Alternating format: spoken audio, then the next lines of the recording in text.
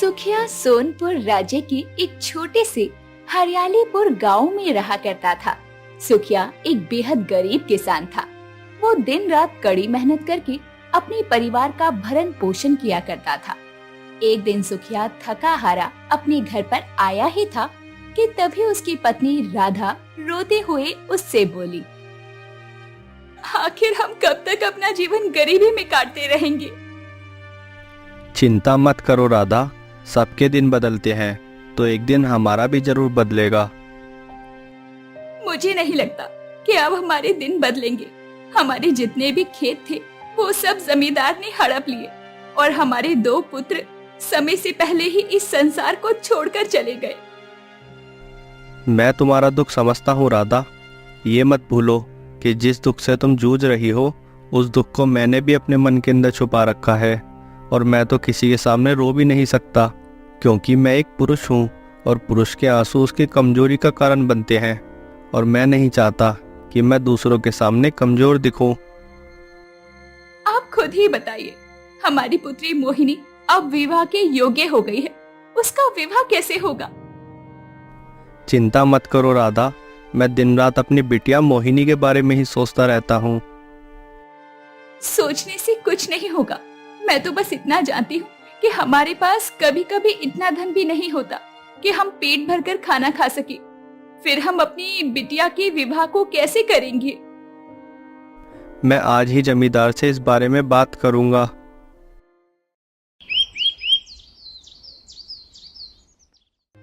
अगले दिन सुखिया खेत में जाकर कड़ी धूप में फिर से मेहनत करने लगा। शाम के समय वो सुखिया जमींदार के पास जाकर बोला, जमींदार, मुझे आपसे बहुत जरूरी बात करनी है। जल्दी बोलो सुखिया, क्या बात करनी है? तुम जानते हो कि मुझे गरीबों से बात करने में ना जाने क्यों चिढ़ महसूस होती है। जमींदार, मुझे मेरे खेत वापस कर दीजिए। कुछ वर्ष पहले मैंने आपसे थोड़ा सा धन उधार लिया था और आपने उस उधार लिए हुए धन पर भारी ब्याज लगाकर मुझसे मेरे खेत हड़प लिए। तब से मैं वो कर्ज ब्याज सहित चुकाने के लिए जी तोड़ मेहनत कर रहा हूँ और धन के नाम पर मैं कुछ भी नहीं लेता। कभी कभी तो मेरे परिवार को भूखा रहना पड़ता है। अब वो समय आ गया जमींदार कि आप मेरे खेत वापस कर दो। समय आ गया से तुम्हारा क्या मतलब है? तुम्हारे खेत मैंने हड़पे नहीं है, बल्कि उन खेतों पर मेरा ही अधिकार है। जब तुमने मुझसे कर्ज लिया था तब तो तुमने बड़े ही आत्मविश्वास से कहा था कि मैं कर्ज बहुत जल्दी चुका दूंगा, जो तुम नहीं चुका पाए। आप जानते हैं कि मेरे दोनों पुत्र राजा विक्रम के सैनिक थे, जो कि एक युद्ध में मारे गए। वही मेरे परिवार का सहारा थे। उसके बाद सारा बोझ मेरे ऊपर आ गया। मेरे पास बीज खरीदने तक के धन नहीं था, इसलिए मैंने आपसे कुछ कर्ज लिया था जो समय पर नहीं चुका पाया। वो तुम्हारी समस्या है सुखिया, मेरी नहीं। जहां तक तुम्हारे खेत की बात है तो तुम मुझे 10,000 स्वर्ण मुद्राएं देकर अपना खेत छोड़ा सकते हो। ये सुनकर सुखिया बुरी तरह से चौंकता हुआ बोला, 10,000 स्वर्ण मुद्राएं? आप ये क्या कह रहे हैं? सही कह रहा हूं सुखिया, मैंने तुम्हें जो रकम उधार दी थी उसका ब्याज इतना ही बन रहा है। और जो मैंने अपने ही खेत में गुलाम की तरह काम किया उसका क्या? तुमने जो काम किया है उसका धन तुम मुझसे ले गए हो। भगवान से तो डरो जमींदार, मैंने आपसे कितना धन लिया है इस बात को तुम भी अच्छी तरीके से जानते हो। अगर पूजा पाठ की बात करनी है तो जाकर मंदिर में करो। अगर मुझसे जुबान लड़ाओगे तो फिर हो सकता है कि मैं तुम्हें काम से भी हटा दूं। ये सरासर अन्याय है जमींदार। हाँ, अच्छे से जानता हूँ ये अन्याय है। तो क्या कर लोगे तुम? अरे तुम तो क्या, गांव का कोई भी व्यक्ति मेरा कुछ नहीं बिगाड़ सकता।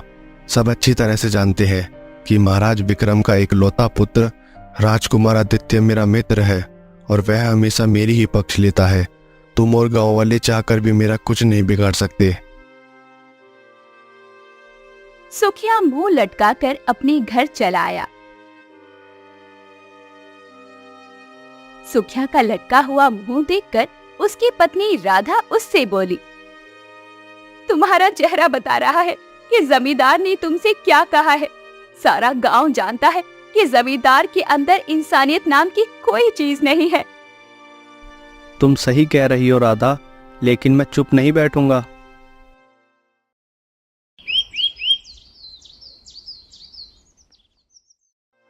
अगले ही दिन सुखिया गांव के मुखिया के पास चला गया और उसे सारी घटना बताते हुए बोला।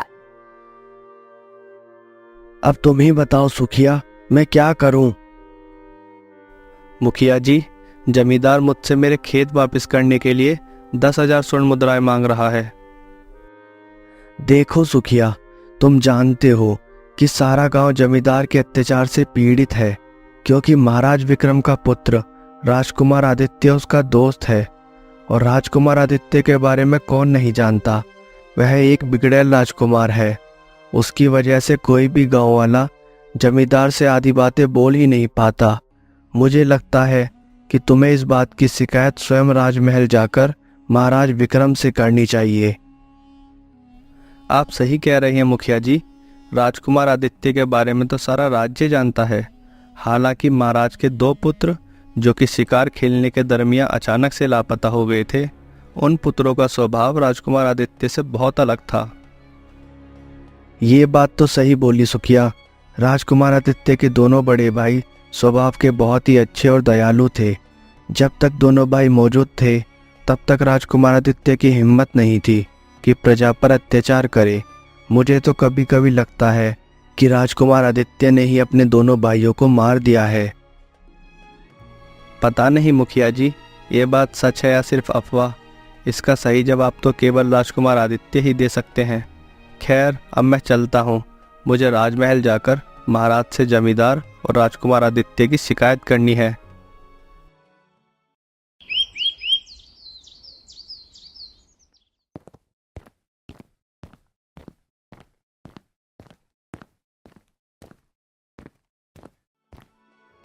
सुखिया उसी दिन राजमहल के अंदर पहुंच गया। राजा विक्रम अपने सिंहासन पर बैठा हुआ था।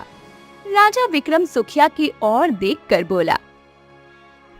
तुम तो हरियालीपुर गांव में रहने वाले हो। हाँ महाराज, मेरा नाम सुखिया है। मैं तुम्हें जानता हूँ। तुम्हारे 2 पुत्र मेरी सेना में थे, जो एक युद्ध में वीरता की भेंट चढ़ गए। आपने सही कहा महाराज, मेरे पुत्र वीरता की भेंट क्या चढ़े, मेरे ऊपर तो मुसीबत के बादल छा गए। मैं कुछ समझा नहीं, साफ साफ बोलो। सुखिया राजा विक्रम को सारी घटना बताते हुए बोला। जमींदार ने मेरे खेत पर कब्जा कर रखा है और जमींदार से कोई गांव वाला कुछ नहीं बोल पाता, केवल इस वजह से कि आपका पुत्र राजकुमार आदित्य जमींदार का दोस्त है और जमींदार इसी बात का फायदा उठाकर सारे गांव वालों पर अत्याचार करता है। तो तुम कहना क्या चाहते हो कि मेरे पुत्र की वजह से जमींदार ने तुम्हारे खेत हड़प लिए? आप मुझे गलत समझ रहे हैं महाराज। मेरे कहने का मतलब सिर्फ ये था कि जमींदार आपके पुत्र राजकुमार आदित्य की मित्रता का फायदा उठा रहा है। ये सुनकर राजा विक्रम क्रोधित होकर बोला। अपनी जुबान पर लगाम दो सुखिया। अगर ऐसी कोई बात होती तो मेरे गुप्तचर मुझे तुरंत सूचना देते। कुछ देर पहले मैं समझ रहा था कि तुम मुझसे मदद मांगने के लिए यहाँ पर आए हो, पर अब मुझे लगता है कि तुम यहाँ पर मेरे किसी शत्रु की योजना को अंजाम देने के लिए आए हो।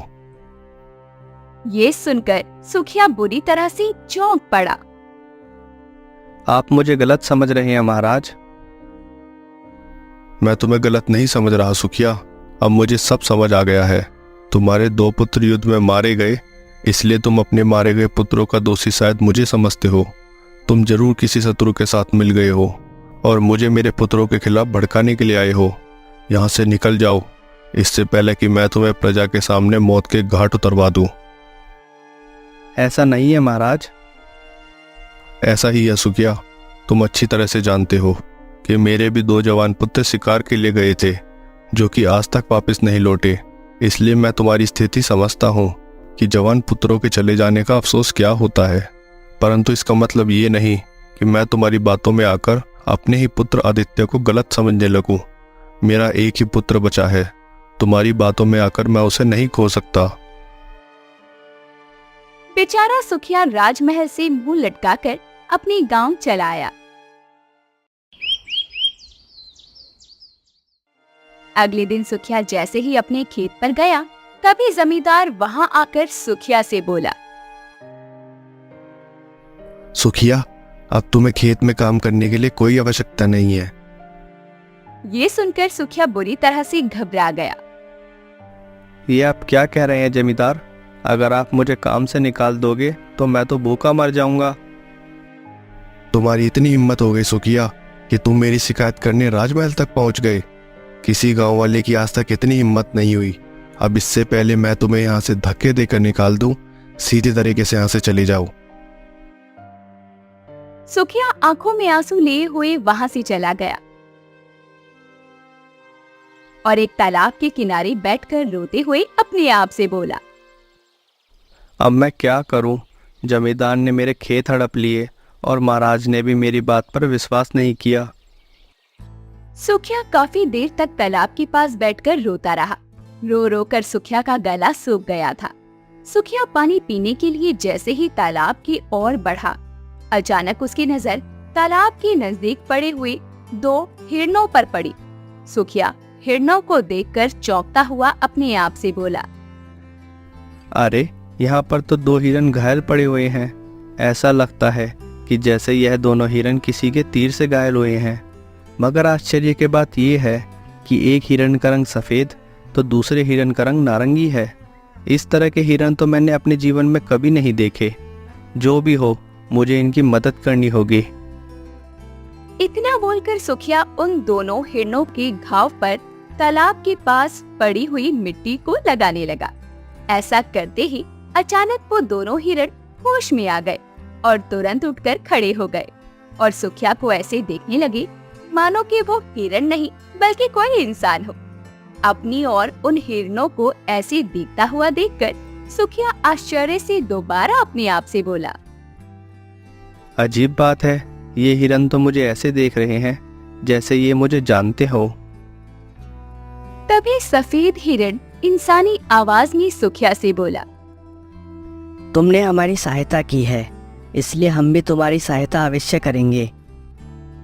सुखिया बुरी तरह से डर गया कि तभी नारंगी हिरण सुखिया से बोला, हमें देखकर डरने की आवश्यकता नहीं है।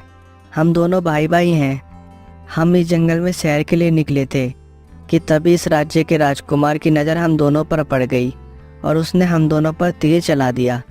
हम दोनों घायल हो गए और भागते भागते यहाँ तक आ पहुँचे। अगर तुम हमें होश में ना लाते तो शायद हम दोनों जीवित ना बचते। अगर राजकुमार आदित्य की नज़र तुम पर पड़ गई है तो वह तुम्हें अभी भी तलाश कर रहा होगा। सुना है कि वह अपने शिकार को कभी नहीं भूलता। तो तुम मेरे साथ घर पर चलो।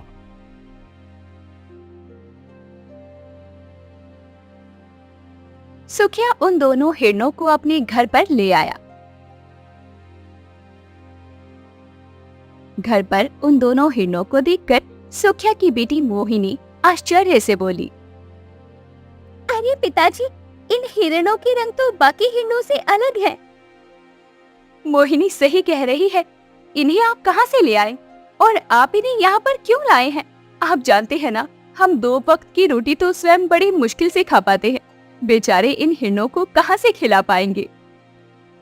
सुखिया अपनी पत्नी राधा को सारी घटना बताते हुए बोला, ये कोई मामूली हिरन नहीं है राधा, ये दोनों मायावी हिरन हैं।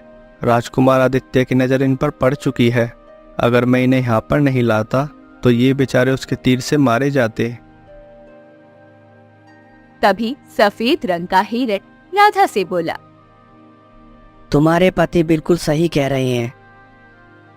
तुम्हारे पति मन के बहुत ही साफ इंसान हैं। हिरणों के मुंह से इंसानी आवाज सुनकर सुखिया की पत्नी और पुत्री दोनों बुरी तरह से घबरा गई। तभी सफेद हिरण बोला, हमें देखकर डरने की आवश्यकता नहीं है। तुम्हारे पति ने हमारी मदद की है, इसलिए हम भी उनकी मदद करेंगे। तुम हमारी मदद कैसे कर पाओगे?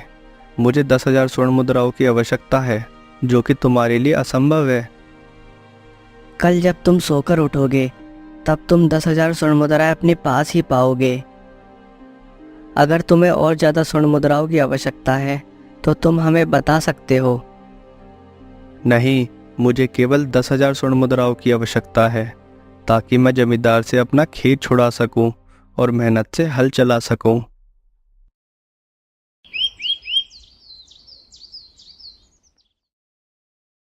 अगली सुबह सुखिया का परिवार जब सोकर उठा तो अपने सामने सोने की स्वर्ण मुद्राएं देखकर बुरी तरह से चौंक उठा कि तभी सफेद हिरण सुखिया की ओर देखकर बोला, ऐसे मत देखो, तुमने हम दोनों की जान बचाई है और हमारी जान के बदले यह भेंट तुम्हारे लिए बहुत कम है। जाओ और जाकर अपना खेत जमींदार से छुड़ा लो। सुखिया उसी समय स्वर्ण मुद्राएं लेकर जमींदार के पास चला गया और जमींदार को देते हुए बोला, ये लो जमींदार, और मेरे खेत से चले जाओ। मैंने तुम्हारा कर्ज ब्याज सहित चुका दिया है। अरे तुम इतना सारा धन कहाँ से लाए हो? तुम्हें इस बात से कोई मतलब नहीं होना चाहिए जमींदार। तुम्हें बस अपने धन से मतलब होना चाहिए जो कि मैं तुम्हें दे चुका हूँ। जमींदार स्वर्ण मुद्राएं लेकर आश्चर्य से वहां से चला गया। समय ऐसे ही बीतता रहा।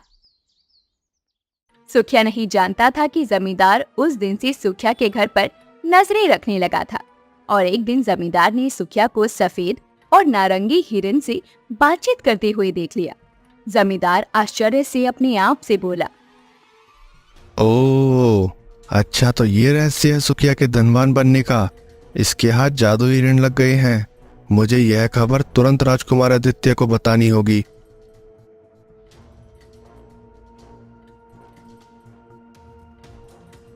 जमींदार उसी समय राजमहल चला गया। इत्तेफाक से राजकुमार आदित्य अपने राजमहल के बाहर बगीचे में था। जमींदार को देखकर राजकुमार चौंकता हुआ बोला, क्या बात है जमींदार, ऐसा कौन सा जरूरी काम पड़ गया कि तुम्हें मेरे महल तक आना पड़ा? जमींदार सारी घटना बताते हुए राजकुमार से बोला, राजकुमार, मैंने अपनी आंखों से उन दोनों हिरन को सुखिया से बातचीत करते हुए देखा है, वह भी इंसानी आवाज में। वरना तुम ही बताओ, सुखिया के पास इतनी सारी स्वर्ण मुद्राएं कहाँ से आएंगी? इतनी सारी स्वर्ण मुद्राएं कमाने के लिए लोगों का जीवन बीत जाता है। तुमने बिल्कुल सही काम किया जो मुझे यह रहस्य बता दिया। कुछ समय पहले वो दोनों हिरन मुझे भी जंगल में दिखाई दिए थे। मैंने उन पर अपना तीर भी चलाया था, परंतु वो दोनों घायल होकर वहां से भाग गए। मैंने उन्हें बहुत तलाशा मगर वह नहीं मिले। वो दोनों हिरन मेरे पास होने चाहिए। चलो मेरे साथ। राजकुमार आदित्य तुरंत जमींदार के साथ वहां से चला गया, परंतु राजकुमार आदित्य नहीं जानता था कि उसके ये वार्तालाप चुपके से राजा विक्रम का मंत्री चतुर सिंह सुन रहा था। चतुर सिंह तुरंत राजा विक्रम के पास पहुंचकर सारी घटना बताते हुए बोला, महाराज, सुखिया जिस समय आया था उस समय मुझे भी उसकी बात पर विश्वास नहीं हुआ था, परंतु अब मुझे विश्वास हो गया है कि राजकुमार आदित्य के कदम अच्छे रास्ते पर नहीं है। हमें तुरंत उनका पीछा करना चाहिए।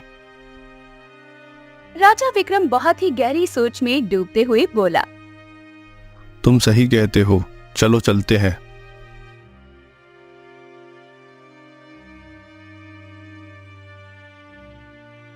सुखिया अपने घर पर आराम से बैठा था।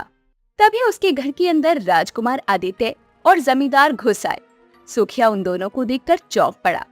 राजकुमार आदित्य सुखिया की ओर देखकर बोला, दोनों जादुई हिरन कहाँ हैं? सीधी तरह से उन दोनों को मेरे हवाले कर दो, वरना तुम्हारे लिए अंजाम अच्छा नहीं होगा। राजकुमार आदित्य की बात सुनकर सुखिया बुरी तरह से चौंकते हुए बोला, राजकुमार, मुझे लगता है आपको कोई गलत फहमी हुई है। मैंने किसी भी जादुई हिरण को नहीं देखा। तुम क्या मुझे मूर्ख समझते हो? जमींदार ने अपनी आंखों से देखा है कि वो दोनों हिरन तुमसे इंसानों की तरह बात कर रहे थे। सच कहो, वरना अंजाम भुगतने के लिए तैयार रहना।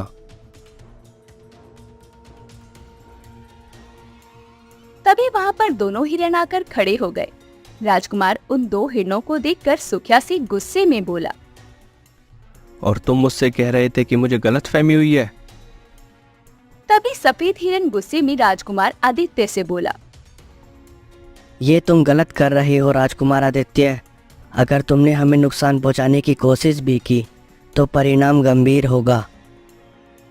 राजकुमार आदित्य ने बिना एक पल भी गवाए अपनी तलवार निकाल ली और उन दोनों हिरणों से बोला, कुछ समय पहले तुम दोनों मेरे तीर से बच गए थे, लेकिन अब नहीं बचोगे। अब मैं तुम दोनों को मारकर तुम्हारी खाल अपने राजमहल की दीवार पर लटकाऊंगा। तभी अचानक वहाँ पर राजा विक्रम और उनके साथ मंत्री चतुर सिंह आ पहुँचे। राजकुमार आदित्य अपने पिता को देखकर एकदम घबराते हुए बोला, पिताजी, सुखिया के पास जादू हिरण है और ये उन दोनों जादू हिरण के द्वारा हमसे हमारा राज्य छीनना चाहता है। नहीं महाराज, यह झूठ है। मैंने कुछ भी गलत नहीं किया, ना ही मेरा कोई ऐसा इरादा है। तभी राजकुमार आदित्य ने अपनी तलवार से उन दोनों हिरणों पर वार कर दिया, परंतु उसके ऐसा करते ही वो दोनों हिरण रंग बिरंगी किरणों के साथ सुंदर राजकुमारों में परिवर्तित हो गए। उन दोनों सुंदर राजकुमारों को देखकर राजा विक्रम बुरी तरह से चौंकता हुआ बोला, अरे, ये तो मेरे पुत्र राजकुमार शक्ति सिंह और राजकुमार अशोक है, जो कुछ समय पहले जंगल में शिकार करने के लिए गए थे और उसके बाद कभी वापस नहीं आए। तभी राजकुमार अशोक अपने पिता की ओर देखकर बोला, पिताजी, हम दोनों भाई जंगल में शिकार खेलने के लिए गए थे, मगर गलती से मेरा तीर एक साधु को लग गया। साधु क्रोधित हो गया और उसने हमें श्राप देकर हिरण में बदल दिया। हम दोनों उसके सामने बहुत गिड़गिड़ाए तो साधु को आखिरकार दया आ गई। उसने हमें कुछ मायावी शक्तियां तो दी, लेकिन एक शर्त भी रखी। वो शर्त कुछ इस तरह थी, तुम दोनों को बिना अपना रहस्य प्रकट किए किसी गरीब की सहायता करनी होगी, और जब तुम्हारा कोई सगा तुम पर तलवार से वार करेगा तभी तुम्हारा ये श्राप समाप्त होगा। बस पिताजी, यही था हमारा भाग्य। हम जंगल में इधर उधर बस इसी आस में भटकते रहे कि कब हमें इस श्राप से मुक्ति मिलेगी। पिताजी, सुखिया निर्दोष है। अगर वो ना होता तो आज हम जीवित ना होते। जब हम दोनों हिरण के रूप में थे तब आदित्य ने तीर चलाकर हमें घायल कर दिया था। हम वहां से जान बचाकर भागे तो उसी वक्त सुखिया ने हमारी मदद की। सुखिया ने? वो कैसे? हाँ पिताजी, उसने हमें ना सिर्फ छुपाया बल्कि हमारी जान भी बचाई। उसी की बदौलत आज हम आपके सामने खड़े हैं। अगर वो ना होता तो हम कभी भी श्राप से मुक्त ना हो पाते। फिर सभी लोग राजमहल के लिए निकल जाते हैं। राजमहल पहुंचकर राजकुमार अशोक अपने पिता से बोलता है, पिताजी, इस बीच जमींदार और राजकुमार आदित्य ने गांव वालों पर खूब अत्याचार करना शुरू कर दिया। जमींदार ने आदित्य की शक्तियों का फायदा उठाकर पूरे गांव पर जुर्म किए थे। अब हमें उनके खिलाफ कुछ ना कुछ करना ही होगा। आदित्य, मैं तुम्हें हमेशा एक जिम्मेदार राजकुमार समझता था, लेकिन तुमने अपना असली चेहरा दिखाई दिया। तुमने मेरे और पूरे राज्य के विश्वास को तोड़ा है। पिताजी, मैं सिर्फ राज्य की सुरक्षा के लिए चिंतित था। मुझे लगा कि ये जादू हिरण हमारे राज्य के लिए खतरा है। मैंने जो भी किया वो सिर्फ राज्य के हित के लिए किया। राज्य की सुरक्षा के नाम पर निर्दोषों पर अत्याचार करना कभी सही नहीं होता। तुमने सत्ता का गलत इस्तेमाल किया है आदित्य। पिताजी, मुझसे गलती हो गई। मैंने सोचा कि मैं सही हूँ, लेकिन अब मुझे अपनी भूल का एहसास हो रहा है। तुम्हें इसका परिणाम भुगतना होगा आदित्य। राज्य और प्रजा के साथ किया हुआ अन्याय माफी के योग्य नहीं है। पिताजी, हमें तुरंत जमींदार के खिलाफ कार्रवाई करनी चाहिए। इससे गांव वालों को न्याय भी मिल जाएगा। हाँ शक्ति सिंह, जमींदार को तुरंत गिरफ्तार किया जाएगा और आदित्य, तुम्हें राज्य से बेदखल कर दिया जाएगा। अगर तुमने अपनी राह नहीं बदली तो इस राज्य में तुम्हारे लिए कोई जगह नहीं होगी।